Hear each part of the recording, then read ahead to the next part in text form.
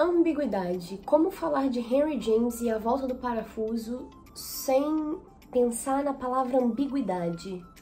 Olá, pessoinhas bonitas, tudo bem com vocês?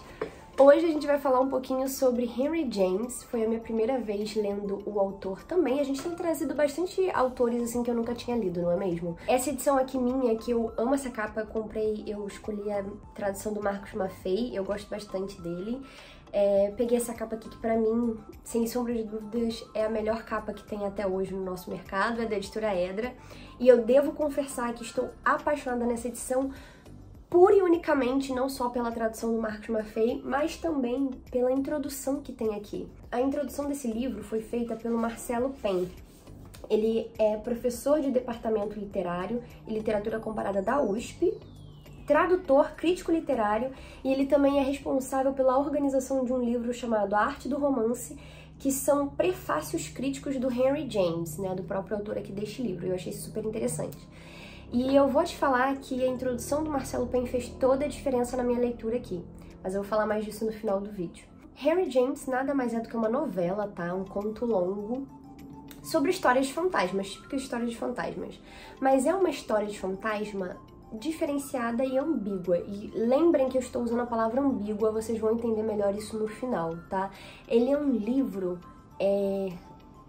com duplos sentidos aqui o tempo inteiro. E isso pra mim foi muito bom, me fez pensar e refletir, porém também foi difícil, porque ele não é um livro óbvio, tá? Ele foge da obviedade e é sensacional isso aqui. Nós temos então no começo desse livro um grupo de senhoras abastadas e seus maridos que se reuniram num casarão antigo na noite de Natal para contar histórias de fantasmas.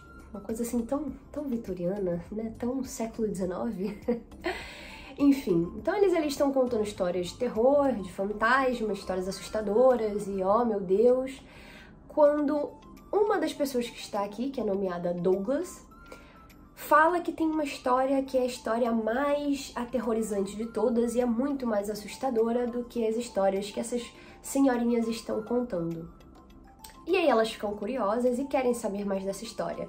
E ele fala que essa história que ele vai contar é uma história de fantasma, é uma história que envolve não somente uma criança, porém duas. E veja bem que isso aqui é muito importante para o livro, tá? Não tem uma, porém duas crianças, enfatizando aqui. Então essas senhoras ficam ali desesperadas, alvoroçadas, elas querem ouvir essa história, elas querem ouvir uma grande história de fantasmas e de terror assustadora. E aí esse rapaz diz que essa história, na verdade, pertencia, e prestem bastante atenção, à preceptora da irmã dele. Ou seja, ele tem uma irmã, e a irmã tinha uma preceptora. A preceptora era uma pessoa ali encarregada de cuidar da educação das crianças antigamente. E aqui a gente fica sabendo que Douglas e essa preceptora tinham um sentimento muito forte um pelo outro, né? E ela, quando vai morrer, essa preceptora nunca é nomeada também, então quando ela está ali pra morrer, sentindo que vai falecer, ela deixa para o Douglas o manuscrito de uma história que ela vivenciou 10 anos antes de conhecer o Douglas criança. Então, assim, você tem, então, uma pessoa que entregou um manuscrito para outra pessoa e esta pessoa que está com o manuscrito vai ler o manuscrito para outras pessoas. Outra coisa importante e interessante aqui é que a pessoa que está nos contando esta história, que está narrando esta história, não é o Douglas. É uma dessas senhoras que tá ali nessa roda de amigos que vivenciou isso tudo. Ela que está narrando essa história está contando o que aconteceu nesse dia com o Douglas e com a história do Douglas. Ela só tá contando essa história porque o Douglas, ali na beira também da morte, confidenciou essa história, esse manuscrito que ele leu, a esta nossa narradora que também não é nomeada.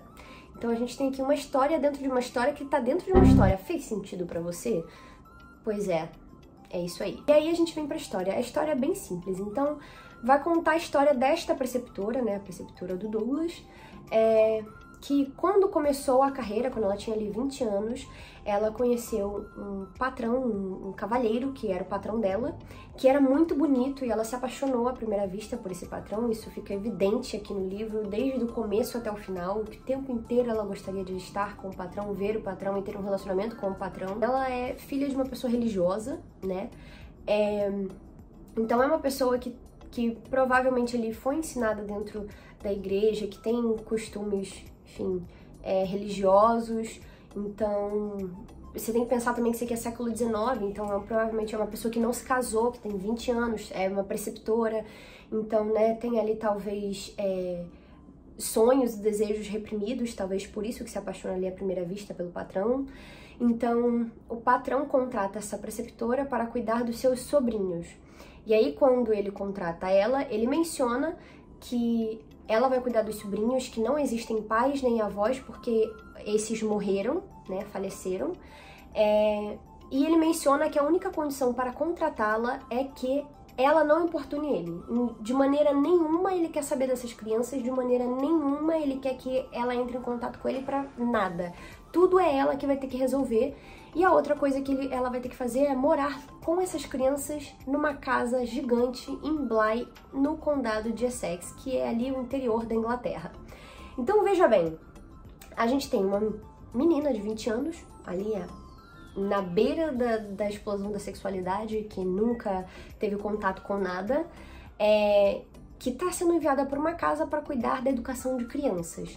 Aqui a gente sabe que as crianças são a Flora e o Miles, tem até umas criancinhas aqui atrás, se vocês puderem ver, tem enfim, uma preceptora, uma governanta, não sei. E as crianças, o Miles tem 10 e a Flora tem 8 anos. Então, ela chega ali na casa de Bly, tá ali com as crianças, tá cuidando das crianças, já conheceu todos os criados, tá se habituando ali à casa, fez amizade com a governanta, que é a senhora Gruze, alguma coisa assim. E aí, um belo dia, enquanto ela está ali passeando, nossa, pelos jardins, ela olha ali pra casa, pra mansão, e é importante falar isso, e dentro ali da torre, numa das torres da casa, ela vê um homem que ela não reconhece. E aí, vejam bem, a gente tá falando de uma pessoa que tá ali no daydream, né, imaginando coisas, passeando pelo jardim. A gente sabe que ela, quando está aqui passeando pelo jardim, ela está pensando no patrão, em como ela gostaria de ver o patrão de novo. Ela olha ali para aquela torre e vê uma pessoa que ela nunca viu na vida. Quando isso acontece, ela estranha e vai para casa para conversar com a governanta. E ali, conversando com a governanta, ela fala: olha, eu vi um rapaz ali no alto da torre que eu nunca tinha visto antes. E aí a governanta acha estranho e fala: ué, como assim você viu um rapaz, etc. Elas conversando, ela diz a descrição do rapaz e a governanta se assusta, porque a governanta fala para ela que esse rapaz é Peter Quint, o antigo criado pessoal do patrão. Veja bem, olha que interessante. Além disso tudo, a gente sabe que é impossível ela ter visto o Peter Quint, mesmo a descrição sendo de Peter Quint, porque Peter Quint está morto.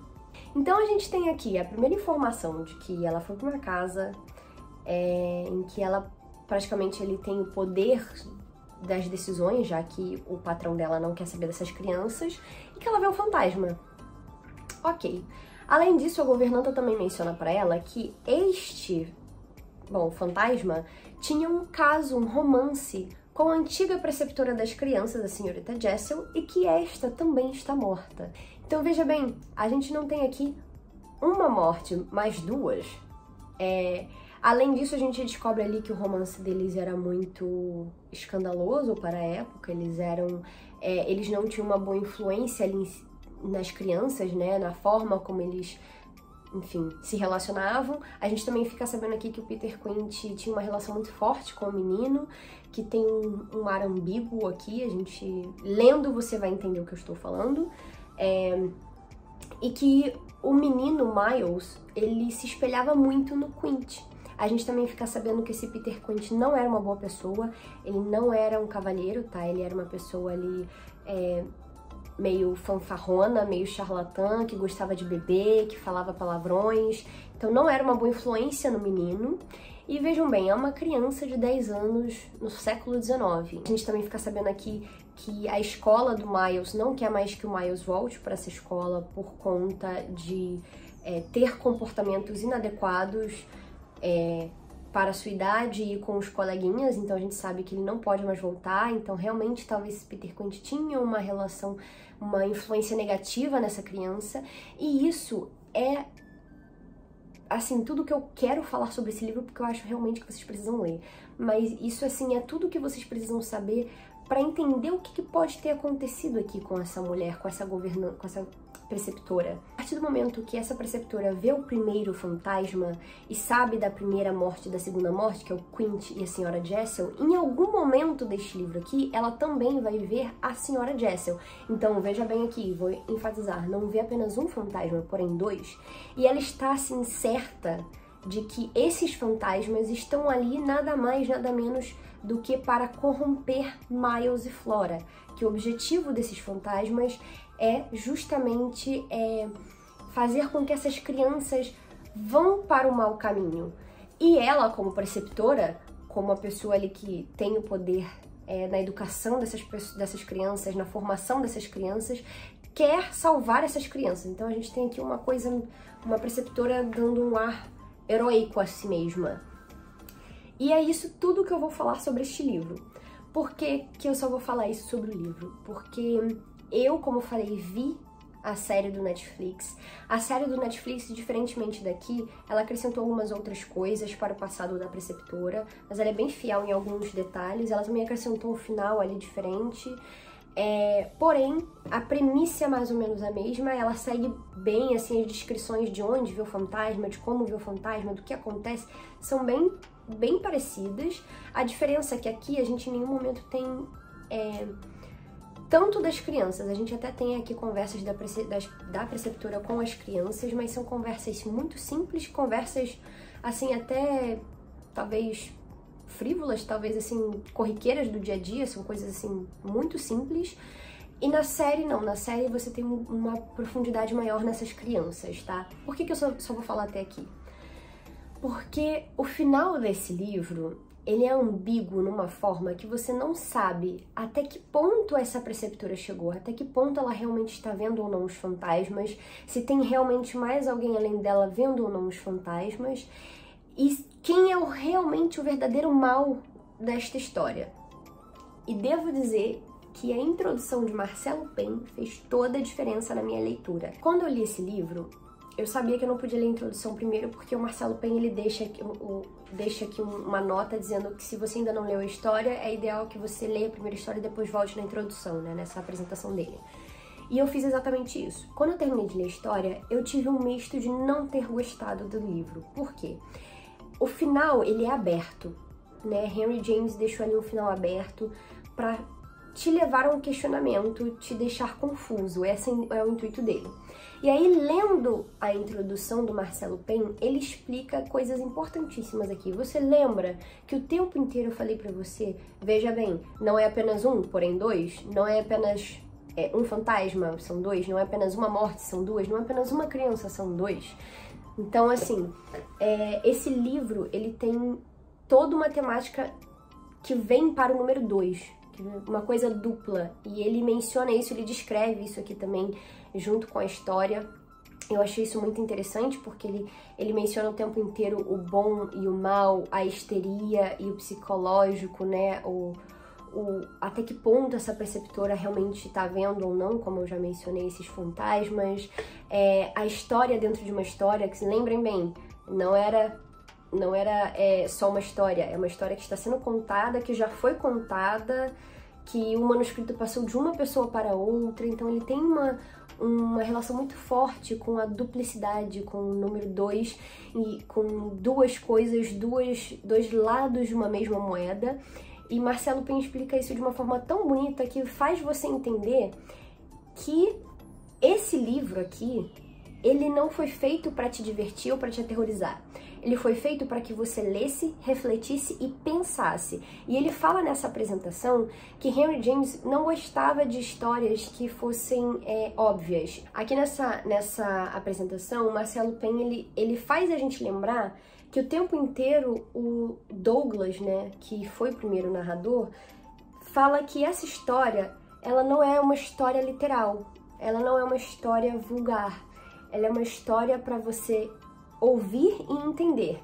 Isso é importante porque depois que ele menciona que ela não é uma história óbvia, não é uma história de terror óbvia, muitas dessas senhorinhas lá do começo, nem todas ficam para ouvir a história. Aqui ele fala o seguinte: a ênfase recorrendo a uma distinção apreciada por James e posta em circulação por ele, ou seja, uma coisa que ele apreciava e fazia nas suas histórias, está no mostrar showing, em inglês, né?